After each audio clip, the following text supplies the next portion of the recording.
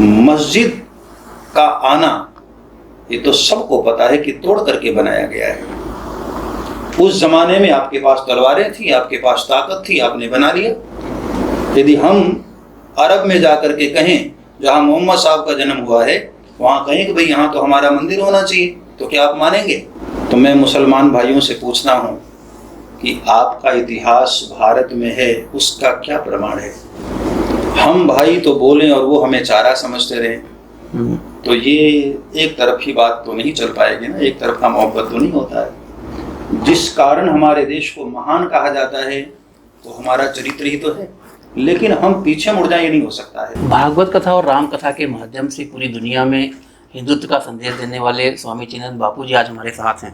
Sir, news circle में आपका बहुत बहुत स्वागत। जय श्री राम। सर, 7 साल की उम्र से एक आध्यात्मिक पथ पे एक रास्ता शुरू होता है आपका, और आज आप एक नामचीन हैं और आपका पूरी दुनिया में नाम है, श्रद्धा भी लोगों की आपके मन में है। जब चिन्मयानंद बापू पीछे मुड़ के देखते हैं तो क्या पाते हैं? बहुत अच्छी यात्रा रही हमारी जी। और ये पूर्व जन्म की हमारी कोई साधना बची रह गई होगी, तो इस जन्म में भगवान ने हमको पुनः उसी सेवा में लगाया। बचपन से मैं देखता हूँ कि जहाँ भी मैं रहा तो ठाकुर जी अपने आसपास ही मुझे रखे। जी। अयोध्या में जैसे मैंने पढ़ाई किया तो जिन आश्रमों में मैं रहा वहाँ जो भी मुझे सेवा मिली तो कहीं ना कहीं वो भगवान के आसपास की ही सेवा रही। कभी कभी मंदिर में डायरेक्ट पूजा करने की भी सेवा ठाकुर जी ने दे दिया, कहीं तुलसी पत्र पर राम राम लिखने की सेवा मुझे मिली, कहीं ठाकुर जी की प्रसादी बनाने की सेवा मिली। तो ये कोई पूर्व जन्म की हमारी साधना बची रह गई थी और ये उसका ठाकुर जी ने पुनः एक अवसर दिया है। अच्छा महाराज जी, एक बात में कितनी सच्चाई है, ये कहा जाता है कि महाराज जी ने पढ़ाई ना पढ़ना पड़े आपको, इसलिए आप आध्यात्मिक पथ पे आए, और यहाँ तो बहुत ज़्यादा आपको पढ़ना पड़ा, पूरे पुराण पढ़ने पड़े। ये बालिकारिक अवस्था में किस बच्चे को पढ़ने की इच्छा होती है? किसी की भी नहीं होती जी। माँ जब सुबह सुबह 6 बजे जगा देती है तो हर बच्चा उसमें सोचता है कि माँ नहीं दुश्मन है हमारी। तो मुझे भी ऐसा ही लगता था, तो मैं सोच रहा था कि कुछ ऐसा करूं कि पढ़ना न पड़े। तो पढ़ाई के डर से ही घर छोड़ करके मैं एक रीजन ये भी था, बहुत बड़ा रीजन था। लेकिन मैं बच्चों से कहना चाहूँगा कि तुम मत भागना कहीं क्योंकि वहाँ से जिस पढ़ाई और पुस्तकों को छोड़ करके मैं आया, यहाँ तो और मोटे मोटे ग्रंथ और सदग्रंथ हमको पढ़ने पड़े जी। तो मैंने सोचा इससे तो अच्छा स्कूल वाली ही पुस्तकें थी, पतली तो थी। अच्छा महाराज जी, दूसरा भागवत कथाओं में आप जब हिंदुत्व की बात करते हैं, एक हिंदुत्व की अवधारणा दरअसल है क्या? हिंदुत्व की अवधारणा क्या है, और महाराज जी जिस हिंदुत्व को लाना चाहते हैं समूचे देश के अंदर, वो हिंदुत्व कैसा होगा, उसकी परिकल्पना क्या है? देखिए, भगवान श्री कृष्ण भगवद गीता में कहते हैं दुनिया में संप्रदाय अलग हो सकते हैं, धर्म अलग नहीं है। जीव भूतः सनातना, इस संसार में पूरी धरती पर जितने भी प्राणी हैं सब सनातन हैं, और आदिकाल से देख लिया जाए तो सब सनातनी ही थे। ये तो बीच बीच में लोगों ने अपनी विचारधारा के अनुसार, अपनी अपनी सुविधा के अनुसार अपने अपने संप्रदाय बना लिए, तो वो सब संप्रदाय हैं। धर्म केवल एकमात्र है सनातन, जिसका न कभी अंत है और न कभी आदि है जी। जब परमात्मा का कोई आदि नहीं है तो हमारे सनातन की भी कोई आदि नहीं है। हर किसी धर्म की अपनी एक उनकी तिथि है, कब से शुरुआत हुई, लेकिन सनातन की कोई तिथि नहीं है। ये तो जब से सृष्टि काल आरंभ हुई है तब से सनातन भी चल रहा है। तो हिंदुत्व का मतलब है जिस इंसानियत और मानवता की बात दुनिया करती है उस पर चलना, ये हिंदुत्व है। सर्वे भवन्तु सुखिनः, जिसकी सर्वे भवन्तु सुखिनः, केवल स्वार्थ की मानसिकता न हो, परमार्थ की भावना हो, जियो और जीने दो जी। इसकी जो परिकल्पना है वो केवल और केवल हमारा सनातन धर्म करता है। जहाँ चोरी ना हो, जहाँ हिंसा न हो, जहाँ वैमनस्यता न हो, जहाँ मांस मदिरा का सेवन ना हो, जहाँ किसी प्रकार से किसी को कष्ट न पहुँचाया जाए, वो है हमारा हिंदुत्व। और हम लोग उसकी परिकल्पना लेकर के इस राष्ट्र का निर्माण करने चले। महाराज जी, आपकी कथाओं में अखंड भारत की भी आप उन बातों का भी जिक्र करते हैं, तो अखंड भारत कैसा होगा, ये जरा हमारे दर्शकों को बताइए। वो अखंड भारत की परिकल्पना क्या है? जो भारत को खंडित कर दिया गया है, बांट दिया गया है, कई प्रकार से बांट दिया गया है, उस भारत को वापस से जोड़ करके रखना, डेमोग्राफिकल तौर पे जो भारत से डेमोग्राफिकल तौर पे हम पहले जैसे थे वैसे हर तरह से, जैसे हमारा भारत पहले अफगानिस्तान और ईरान इराक वहाँ तक हुआ करता था जी, तो और हमारे समाज में इतनी बंटवारे की भावना नहीं थी, तो अंदर भी हम लोगों को बांट दिया गया और बाहरी रूप से भौगोलिक रूप से तो बांटा ही गया है। तो प्रयास यही है कि हम सब धीरे धीरे धीरे जहाँ तक थे वहाँ तक वापस हो जाएं, वही हमारी परिकल्पना है। महाराज जी, एक सवाल का जवाब हम और आपसे जानना चाहेंगे। अनिरुद्धाचार्य जी महाराज ने एक बयान दिया, उनका ये कहना है कि 14 साल की उम्र में बच्चों का विवाह कर देना चाहिए। हम आपसे ये समझना चाहते हैं ये बयान के निहितार्थ क्या है, वो क्या इस बयान के जरिए वो क्या कहना चाह रहे थे समाज से? देखिए, ऐसा है, एक बात तो मैं समाज के सभी बहनों से बहुत विनम्रता से प्रार्थना करता हूँ कि किसी भी बात का अर्थ 2-3 चीजें देखनी चाहिए। देश, काल, परिस्थिति, किस समय कहा गया, किस स्थान पर कहा गया और किस परिस्थिति में कहा गया, इन तीनों को देख करके तभी हमें निर्णय लेना चाहिए। अब शूर्पणखा जी से कोई नारी आ जाए तो हम उसकी आरती तो नहीं उतारेंगे, उसको बुरा ही कहना पड़ेगा। समाज की वो सभी बहनें उसको बुरा कहेंगी जो शूर्पणखा को सामने देखेंगे। यदि कोई इसकी फॉलोअर है तो मैं इसकी बात नहीं करता हूं। दूसरी बात, आज समाज में जिस तरह से हमारा चारित्रिक पतन हो रहा है, केवल माताओं का ही नहीं, पुरुषों का भी। संतजन दोनों ही बातें करते हैं, जैसे मैं भी व्यासपीठ से दोनों लोगों की बातें करता हूं कि पुरुष का भी चारित्रिक पतन नहीं होना चाहिए और माताओं बहनों का भी नहीं होना चाहिए। माताएं बहनें घर को स्वर्ग बनाने में अहम भूमिका निभाती हैं, तो माताओं को विशेष जिम्मेदारी इसलिए दी जाती है क्योंकि माताएं 2 परिवार से जुड़ी होती हैं, अपने पिता के पक्ष से और अपने पति के पक्ष से। पुरुष यदि कोई गलती करता है तो एक ही कुल बदनाम होता है, उसके पिता का, लेकिन यदि किसी नारी से कुल हो जाती है तो 2 कुल बदनाम होते हैं, पिता का और पति का।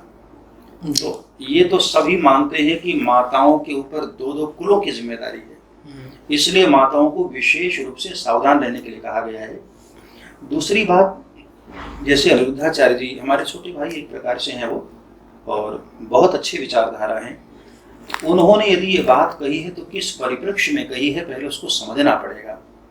जिन बहनों से इस प्रकार की भूल हो रही है, गलतियां हो रही हैं, तो मैं इसमें एक बात का सुधार जरूर करना चाहूँगा कि किसी भी समस्या का समाधान शादी ही नहीं है। उन पर, चाहे वो बालक हो चाहे बालिका हो, दोनों पर अनुशासक के रूप में एक लगाव आवश्यक है, एक बंधन आवश्यक है, जो माता पिता को रखना चाहिए, जो माता पिता को करना चाहिए।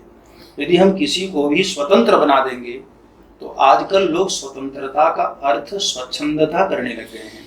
अब आपकी मेरठ की घटना आप देख लीजिए, नीले ड्रम वाला जी, ये तो पूरे भारत में प्रसिद्ध हो गया जी। तो इस तरह की बहनों की मानसिकता कब होती है? उनकी स्वच्छंदता का ये दुष्परिणाम है। आज से 50 साल पहले ऐसी भयानक घटना नहीं होती थी। अच्छा, केवल बहनों का ही नहीं, पुरुषों की वो मानसिकता ऐसी नहीं होती थी। आज स्वतंत्रता के नाम पर जो स्वच्छंदता हो रही है, मनमाना आचरण हो रहा है, कौन समाज इजाजत देता है मनमाना आचरण करने का?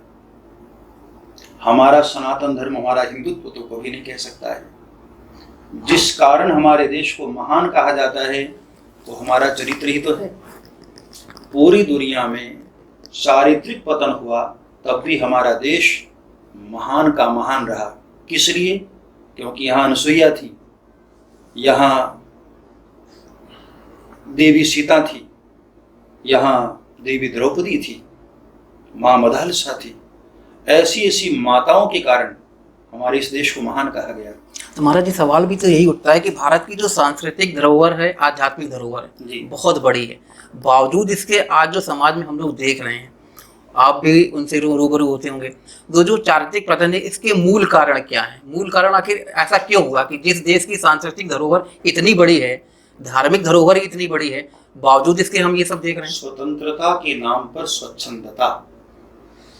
शास्त्र के विपरीत मनमाना आचरण, ये इसका मूल कारण है। ठीक है, मैं कहता हूं कि मैं मेरी बेटी को, मेरे बेटे को मैं स्वतंत्र कर रहा हूं, लेकिन स्वतंत्रता का मतलब स्वच्छंदता तो नहीं होता है, उसकी अपनी एक जिम्मेदारी होती है। यदि आप स्वतंत्र हैं तो स्वतंत्रता में ध्यान रहे। मैं युवाओं भाई बहनों को सबको कहता हूं, स्वतंत्रता में बिगड़ने का चांस 99% होता है, क्योंकि वहां कोई अंकुश लगाने वाला नहीं होता है। इसलिए स्वतंत्रता यदि स्वच्छंदता बन गई तो निश्चित है कि हमारा चरित्र भी पतन कर देगा और हमारे विचारों का भी पतन कर देगा। दूसरा महाराज जी, आपका दृष्टिकोण क्या है? जो उन्होंने कहा कि बच्चियों की जो 14-15 साल की उम्र में शादियां कर देनी चाहिए, आपका दृष्टिकोण क्या है? नहीं, वर्तमान में देखिए, मैंने शुरू में कहा 3 बातें विचार करनी पड़ेगी। देश, काल, परिस्थिति। उस वक्त परिस्थिति अलग थी, आज परिस्थिति अलग है। आज वो परिस्थिति नहीं है कि हम बाल्यकालिक अवस्था में उनकी शादी कर दें। उनको परिपक्व बनाएं, उनको समझदार बनाएं, उनको योग्य बनाएं और उनके भीतर ऐसे संस्कार डेवलप करें। चंदन विश्व व्यापत नहीं लपटे रहत भुजंग, जो रही उत्तम प्रकृति क्या करी सकत कुसंग जी। हम अपनी बेटियों को, अपने बच्चों को ऐसे संस्कार उनके भीतर डालें कि किसी भी संगति में बैठ जाएं, उनके भीतर कुसंग का कोई प्रभाव न पड़े। हाँ महाराज जी, आप हिंदुत्व की बात करते हैं और हिंदुत्व का प्रचार प्रसार भी करते हैं। एक शब्द आया था, हिंदू आतंकवाद जी। मालेगांव बम विस्फोट होता है, उसमें जो आरोपी होते हैं वो सब बरी हो जाते हैं, बावजूद इसके हिंदू आतंकवाद शब्द को जनरेट कर दिया जाता है। आप कैसे देखते हैं, क्या हिंदू आतंकवादी हो सकता है, या आतंकवाद को लेकर एक नया उन्होंने नैरेटिव बनाया जो विपक्षी पार्टियां हैं? दुनिया भर में एक हिंदू ही तो ऐसे हैं जो अहिंसा की बात करते हैं। तो वो जो अहिंसा की बात करने वाले हिंदू परिवार के लोग हैं, हिंदू समुदाय के लोग हैं, वो हिंसावादी कैसे हो सकते हैं? ये तो आरोप लगाया। आरोप कोई किसी पर भी लगा सकता है, हम आप पर लगा सकते हैं, आप हम पर लगा सकते हैं, लेकिन आरोप का परिणाम क्या होता है? आज देखिए, जिन बहनों पर और जिन लोगों पर आरोप लगाए गए थे वो बाइज्जत बरी हुए ना जी, और उनके मुंह पर थप्पड़ लगे। जिन लोगों ने आरोप लगाए थे, जिन्होंने शब्द गढ़ा था, आज उनके मुंह पर थप्पड़ ही पड़ रहे हैं। तो समाज को इन बातों पर विचार करना चाहिए। किसी भी शब्द पर तुरंत हमको एक्शन नहीं लेना चाहिए। कोई भी, भारत एक ऐसा देश है जिसकी बढ़ती हुई संप्रभुता को देखकर, जिसके बढ़ते हुए साम्राज्य को देखकर, जिसकी बढ़ती हुई आर्थिक शक्ति को देखकर पूरी दुनिया इस पर निशाना साधे हुए है। तो कब कौन कहां से निशाना लगा रहा है, ये हम लोगों को विचार करना पड़ेगा। और उसके बाद, वरना हम यदि किसी की बातों में आ गए तो हम भी उनके राग में राग अलापना शुरू कर देंगे। तो हमें कभी भी इन शब्दों पर नहीं जाना चाहिए। अपने देश, अपने राष्ट्रीयता पर और अपने आप में हमको तरसता रहना चाहिए। महाराज जी, एक आखिरी सवाल आपसे और जी।